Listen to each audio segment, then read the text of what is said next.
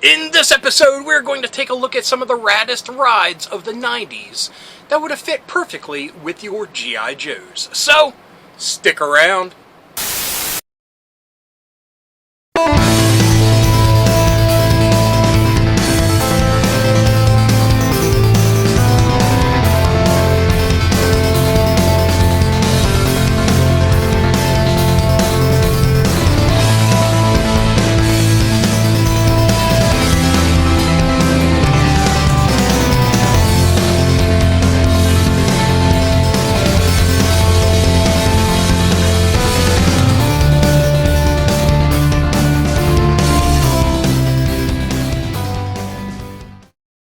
Hello, fellow dorks and dorkettes, and happy G.I. Joe July!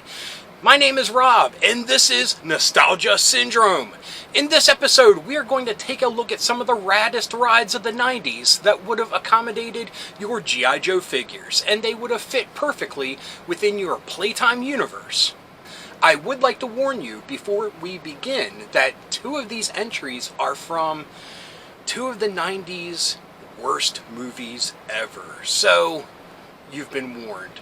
We'll try not to talk about the movies so much as the toys that they spawned, because those were pretty awesome, and they could possibly be a cheap addition to your G.I. Joe collection. We'll see. But anyway, let's get to number 1. Our first raddest ride comes from Trendmasters in the year 1998, and it came from one of the biggest disaster movies of 1998, Godzilla. This is the FA-18 Hornet Strike Jet. And to be completely honest, this is a nice little jet that would accommodate your 3 3/4 G.I. Joe figures.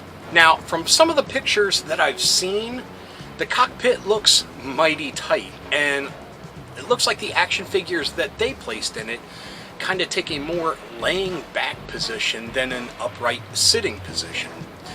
I would assume that this thing is a lot smaller than like the Sky Striker, but it would be another addition to your Air Force for G.I. Joe.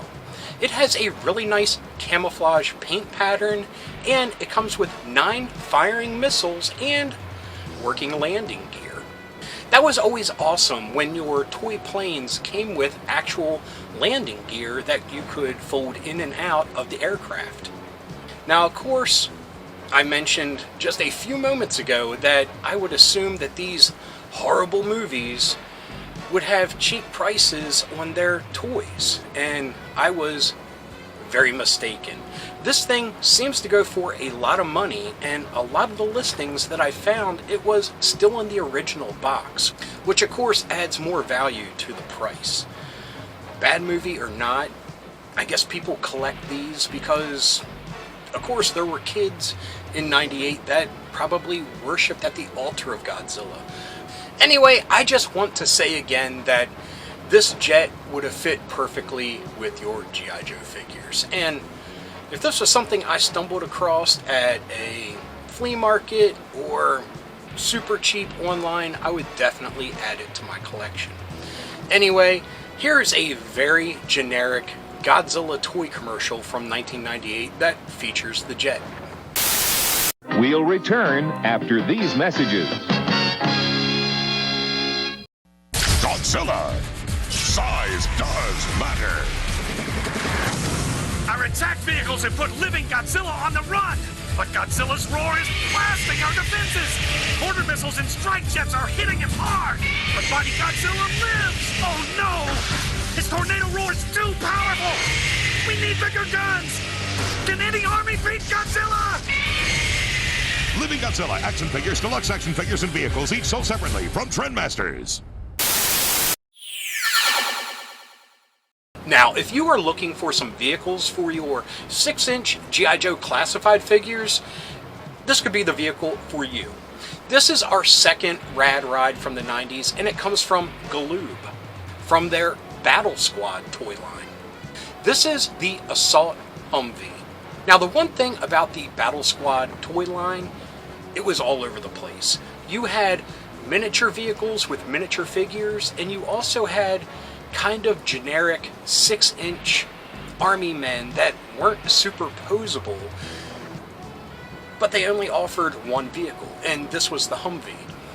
Now, some of the cool features that this Humvee had was it had a fold-down windshield, it had a .50 caliber gun mount, and a firing tow line. But the thing that sets it apart from a lot of other 6-inch scale vehicles, it accommodated a good amount of figures. 2 figures could ride in the front very comfortably, and a few in the back with no problem. I have no idea what this 1997 toy goes for out on the open market, but I would hope not a lot. Now granted, rare and forgotten toy lines do go for a hefty price, but there's always the off chance that it's so forgotten that it's cheap. And I really hope that it is, because I would love to add this to my classified line, because I'm really not comfortable spending $100 for the official Hasbro ones. For our third Rad Ride, this is another one that comes from Trendmasters and also comes from a failed movie. The movie was John Travolta's Battlefield Earth, and yeah, it's a real stinker if you haven't seen it. This toy came out in 1999, and I think the Battlefield Earth figures may be a little bit bigger, but I think this would still work perfectly for your 3 3/4 G.I. Joe figures. This is the M1 Thunder Battle Tank. It's a very nice, plain tank. It has room for 2 different figures, one in the driver's seat and one up at the large turret. Its battle features are that it has a firing recoil cannon, adjustable missile launcher, retractable grappling hook, a pop-off battle-damaged panel, and a pivoting machine gun. Now, I can tell you right now from the little bit of looking that I did, you can get this thing for a song and a dance, if you wanted to add it to your G.I. Joe universe. So, I mean, it's a pretty nice tank. Pretty bad movie, but I think this tank could fit any side of your G.I. Joe battles. It could definitely work for G.I. Joe, definitely work for Cobra. I mean, heck, a tank like this could even work for the Dreadnoks. I mean, they're cheap enough, you could buy a couple of them and repaint them, if you're cool with that kind of thing. But I would say this probably falls in the size category somewhere in between the Mobat and the Armadillo, so it would be a great mid-sized tank to add to your motor pool. Our fourth radical ride from the 90s that would fit perfectly with your G.I. Joe toys is a complete mystery. It's unknown origins, it's unknown year of release. But with the way the packaging looks, I would say it's definitely from the 90s. The green glow around its name of Adventure King is very reminiscent of the green glow used on the Godzilla toys and movie poster and logos. Now, Adventure King, I would venture a guess, was like a Big Lots type of toy line, but this helicopter is pretty darn cool.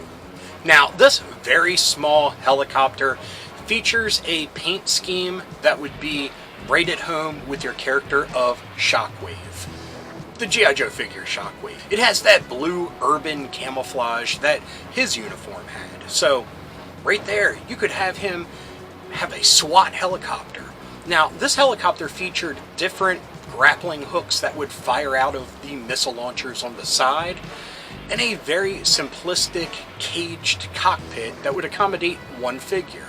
And this did come with a figure, a very basic posable figure, a la Star Wars figures. Head, shoulders, legs. Nothing more, nothing less, and I guess that's all you really need. Now, this would be a fun little helicopter, and I can tell you, it goes for around the same price as the tank from Battlefield Earth. So, you could easily get both of these and have new vehicles in your G.I. Joe motor pool. And like I said, this one could be specially made for Shockwave and be a SWAT helicopter to take out Cobra when they are in the inner city. Now, our fifth and final Raddest Rides of the 90s that would work with your G.I. Joe figures would work a little too perfectly with your G.I. Joe figures because this toy line was heavily inspired by G.I. Joe. Now, this toy line, which is called Plotter, was released by Funtech in 1994, and this is the Warlord Buggy. Now, the Plotter toy line has a pretty deep and rich backstory. We'll get into that another day when we discuss the toy line as a whole, but right now we are looking at the Warlord Buggy, and I have to say, I really dig the figure that it comes with. This is something I would love to add to my collection because it's just a little off. It's a little different. I love finding those G.I. Joe-esque figures that are a little wild and crazy. And if you're asking yourself what makes this figure so wild and crazy, I'd have to say the metal BVDs that he comes with and the armor cybernetic hookups all over his bare skin. That's pretty crazy, right? Anyway, this Warlord Buggy is akin to like the All Striker, but it has real working suspension. That's pretty cool. So it has actual springs that would cause the buggy to have some springiness in its handling. It also includes a missile firing rocket launcher and a gun turret. It's pretty simple, but it looks really nice. The molding of the seats and interior look to be top notch. Now, from what I can discover, this is a German toy line, and I think they knocked it out of the park. They have a ton of different vehicles from the normal, like this, to the crazy of robotic dinosaurs. So this toy line had a little bit of everything, and I'm really excited to get into it in the future. But for now, the Warlord Buggy would be an awesome addition to your G.I. Joes. I think something like this would be perfect for your Dreadnoks or Cobra, because Cobra doesn't really have a dune buggy to, tool around in, so this would be a perfect addition for them.